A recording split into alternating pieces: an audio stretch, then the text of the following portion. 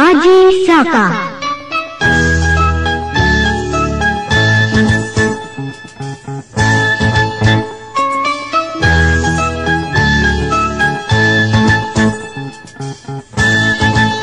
Aji Saka Durha Sambada, tiga pengelana dari tanah India.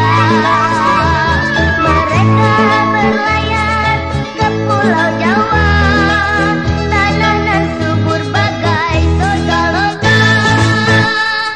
Rakyat menyangka bulan penuh derita, sang raja dewa tingkat sana tiada kira. Datang Aji Saka, satria bijaksana, sang raja dibuatnya jadi negara.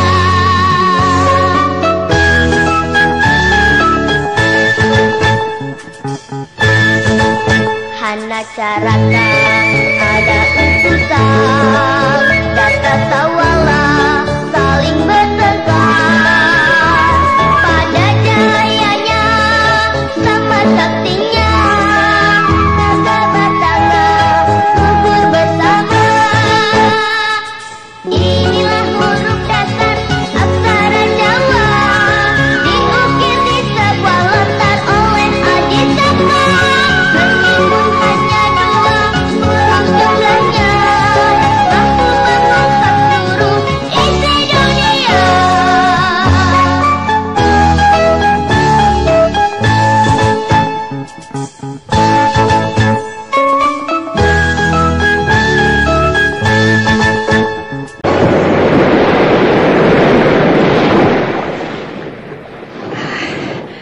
Itu pantainya, Sang Prabu Aji Saka. Benar. Aku juga sudah melihat pohon nyurnya yang melambai-lambai. Ya, berarti kita sudah dekat dengan daratan yang indahnya bagai swarga loka, Paman. Benar, Sang Prabu. Nah, ayo, dayung terus perahu kita.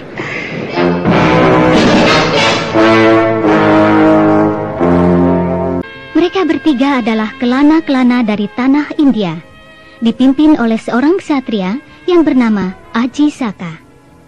Aji Saka seorang yang gagah perkasa, lagi tampan, berpakaian jubah dan berserban putih. Sebuah keris pusaka terletak di pinggangnya. Sedangkan Durha dan Sambada adalah pengikutnya yang amat setia.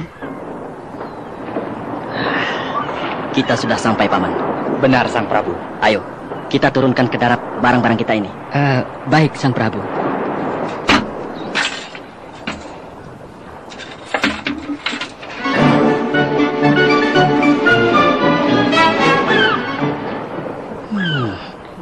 Sungguh indah sekali pemandangan di daerah ini. Amat indah dan sangat mengagumkan. Makanya, banyak orang ingin menjelajah daerah ini, Sang Prabu. Iya, aku bersyukur bahwa kita orang yang pertama bisa menjejakkan kaki di sini. Nanti dulu, apa nama daerah ini? Orang bilang daerah ini tanah Jawa.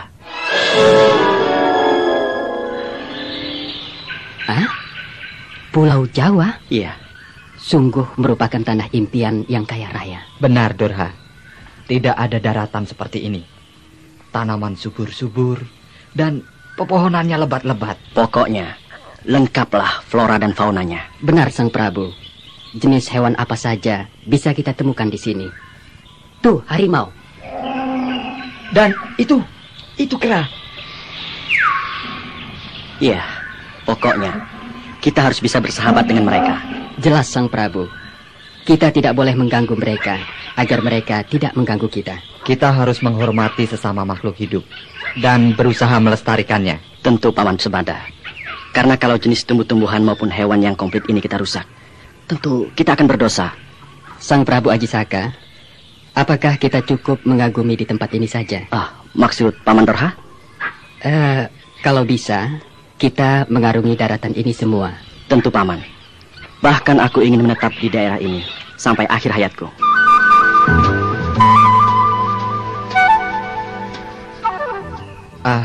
Kalau kita ingin mengarungi daratan ini, apakah barang-barang bawaan ini akan kita bawa, Prabu? Tentu saja tidak, Sambada. Harus kita tinggal di sini. Benar. Nanti bisa kita bawa setelah aku mendapatkan tempat berpijak yang tetap. Lalu? Walaupun di sini aman, Paman, tapi salah satu harus ada yang menunggu di sini. Saya tidak mau, Sang Prabu. Saya juga tidak mau. Saya harus mengikuti perjalanan Sang Prabu. Aku juga harus ikut. Sedangkan kau, Dorha, harus menunggu barang-barang ini. Kau yang harus nunggu. Kau Sembada. Sudahlah. Jangan kalian bertengkar. Habis, Sembada ini hanya maunya sendiri. Kau yang keras kepala, tidak tunduk aturan. Nah, sekarang begini. Harus diundi. Diundi? Iya, Diundi bagaimana, Sang Prabu? yang kalah harus menunggu di sini. Nah, begitu. Nah, Menang! Aku menang! baiklah. Aku yang menunggu di sini. Dan ingat pesanku. Bagaimana, Sang Prabu? Barang-barang ini tidak boleh diambil siapapun kecuali aku. Dan jagalah seperti menjaga dirimu sendiri. Baik, Sang Sama Dorha. Sampailah mereka di sebuah dusun. Sepi sekali. Tidak nampak penghuni dusun ini. Benar, Paman Dorha. Tapi kita harus berani memasuki dusun ini. Jangan-jangan kita dicurigai sebagai pencuri. Kalau perbuatan kita benar, tidak mungkin mereka mencurigai kita. Mari, kita lanjutkan perjalanan kita ini.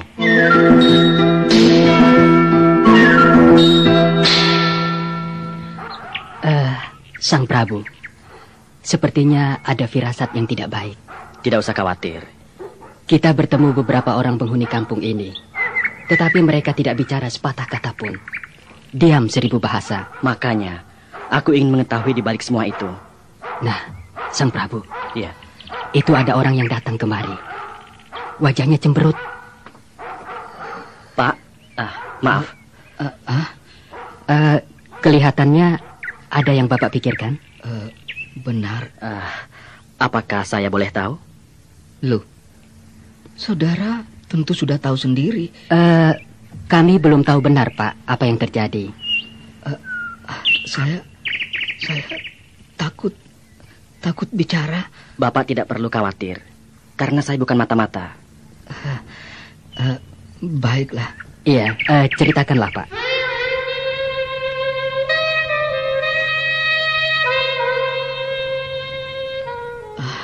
Sungguh saya bersedih karena besok pagi saya harus berpisah dengan anak saya satu-satunya.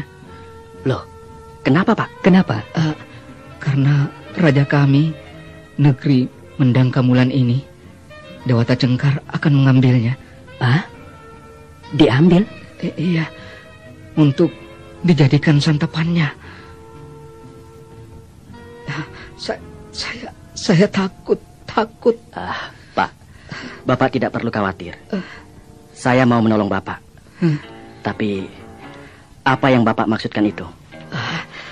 Setiap 3 hari sekali, Raja Dewata Cengkar minta seorang pemuda untuk dijadikan kurban itu. Dan sudah beratus-ratus pemuda menjadi santapannya. Nah, sekarang tibalah giliran anak saya. Anak saya satu-satunya. Lalu bagaimana, Pak? Saya tidak tahu bagaimana caranya untuk menggagalkan niat raja itu. Kalau begitu, saya ingin menjadi penggantinya, Pak. Iya, tapi jika hari itu pun tiba, pasti anak saya akan segera diambil dan langsung disantap raja. Bapak tidak perlu takut dan khawatir, sebab saya akan berusaha keras menolong anak Bapak. Dan sekali lagi, saya bersedia menjadi pengganti anak Bapak untuk dijadikan santapan raja.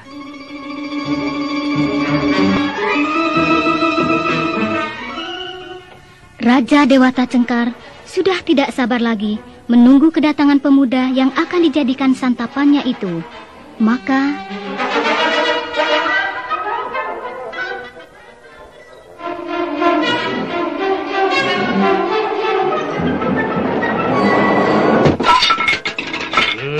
Patih, Daulat tuanku, mana seorang pemuda yang telah kau janjikan itu, saya telah datang bersama para pengawal ke rumahnya.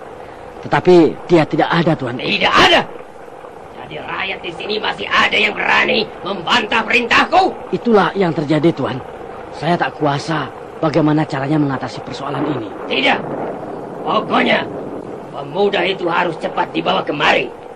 Sudah selama 3 hari, aku tidak makan daging manusia. Perutku sudah terasa lapar.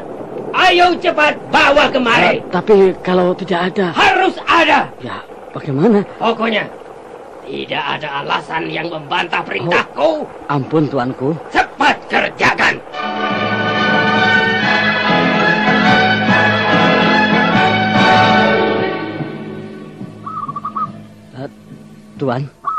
Tuanku. Kau belum berangkat, malah kembali lagi, huh? Saya kembali ada kabar gembira. Apa? Di depan istana ada seorang pemuda tampan yang bersedia menjadi santapan Tuan.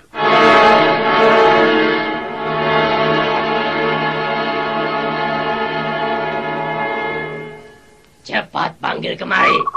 Aku sudah tidak sabar lagi. Baik, tuanku.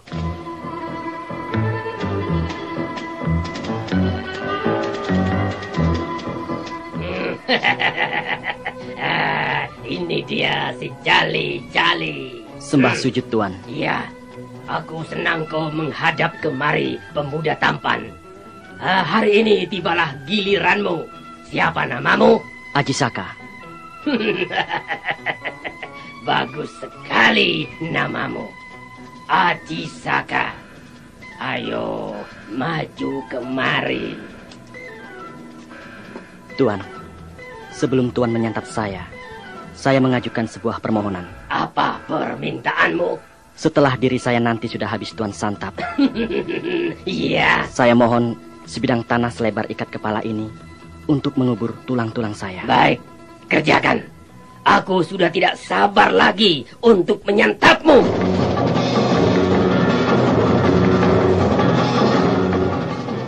Ternyata ikat kepala Aji Saka melebar terus tiada henti. Dewata Cengkar menghindari lebaran ikat kepala itu sambil berjalan mundur.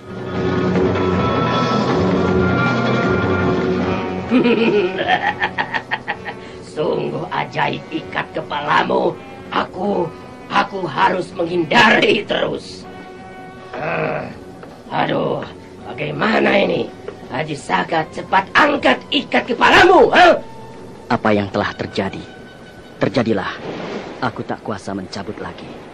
Ayo, melebar terus. Ayo.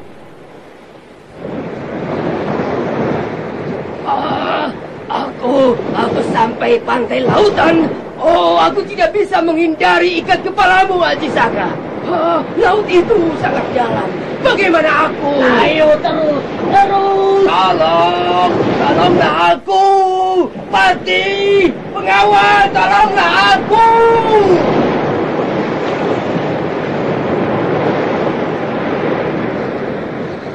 Dewata Cengkar terdesak terus oleh ikat kepala Aji Saka. Akhirnya ia tercebur ke Laut Kidul.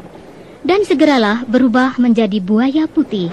Seluruh rakyat kerajaan bergembira karena Raja Dewata Cengkar yang bengis telah tiada. Kemudian mereka mengangkat Aji Saka menjadi pengganti Dewata Cengkar.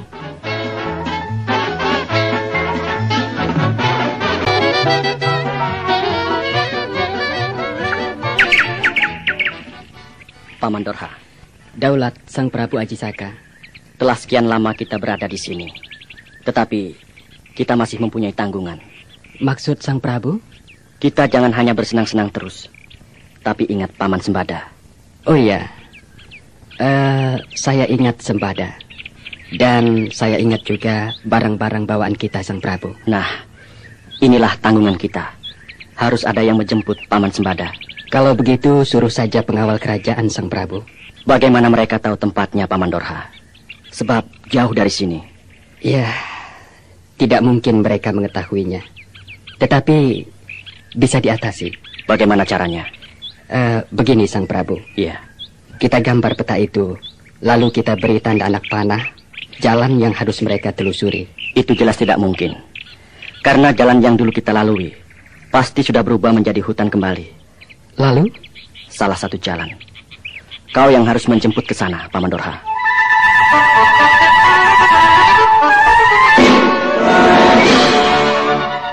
Saya, Sang Prabu? Iya. Tetapi saya sudah tidak ingat lagi jalan yang pernah kita lalui itu, Sang Prabu. Aku akan menyertai perjalananmu, Paman Dorha. Jadi Sang Prabu akan berangkat juga? Bukan begitu maksudku. kau akan kutuntun dengan jalannya bintang di langit. Bagaimana, Sang Prabu? Jika bintang itu menuju ke selatan, hendaknya kau menuju ke selatan. Jika belok ke tenggara, kau harus mengikuti perjalanan bintang itu. Tapi saya belum tahu mana arah selatan, tenggara, barat daya, dan barat laut, Sang Prabu. Arah-arah yang kau sebutkan itu sesuai dengan perjalanan kita dulu, Paman Dorha. Sewaktu kita mengadakan perjalanan dari negeri kita menuju kemari. Tetapi kan waktu itu banyak perjalanan kita di laut, Sang Prabu. Perjalanan di laut maupun di daratan itu sama. Pokoknya, kau mengikuti arah mata angin yang tepat. Dengan kesaktiannya, Aji Saka menuntun ke arah perjalanan Paman Dorha. Akhirnya, sampailah ia di tempat di mana Paman Sembada berada.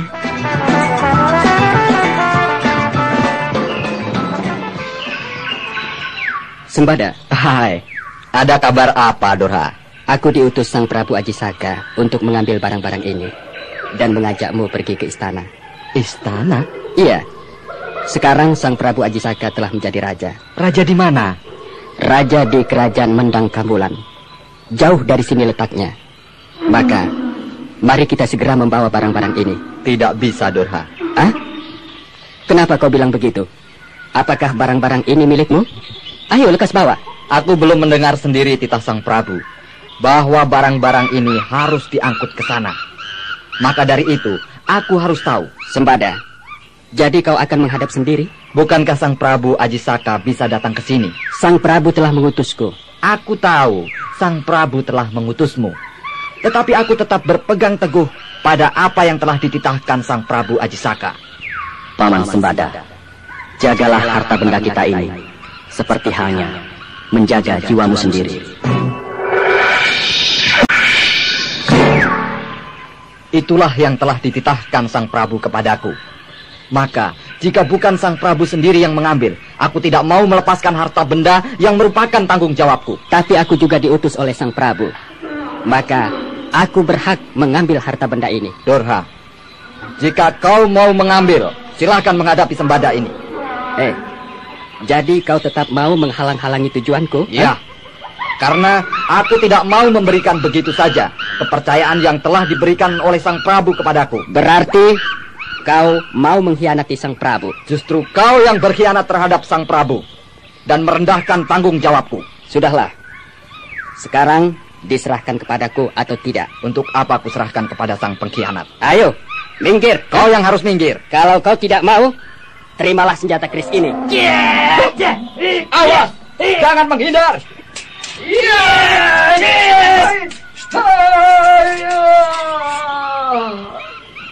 Dorha, kau rela membunuhku.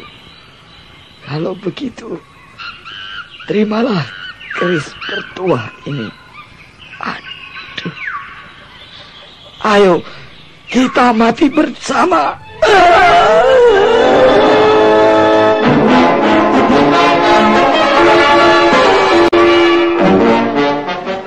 Mereka mati bersama karena mengemban tugas. Adapun di kerajaan Mendang Kambulan, Sang Prabu Aji Saka teringat akan kesetiaan Sembada, dan Dorha tidak mungkin bisa memboyong harta bendanya.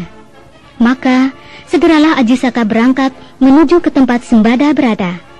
Tetapi apa yang terjadi?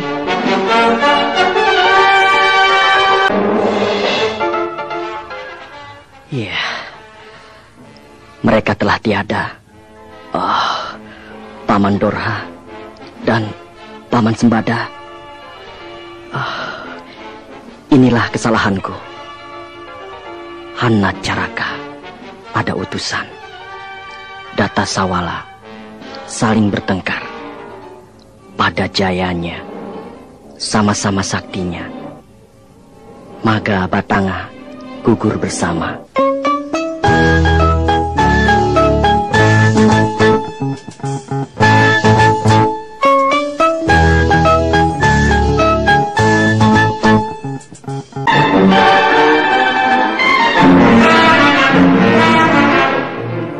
Akhirnya apa yang diucapkan oleh Sang Prabu Aji Saka itu menjadi huruf dasar aksara Jawa. Lalu, Sang Prabu Aji Saka mengukirnya pada sebuah lontar. Dan ukirannya itulah yang kemudian dikenal sebagai huruf Jawa. Sampai di sini dulu perjumpaan kita. Semoga kita berjumpa lagi di lain cerita. Selamat berpisah.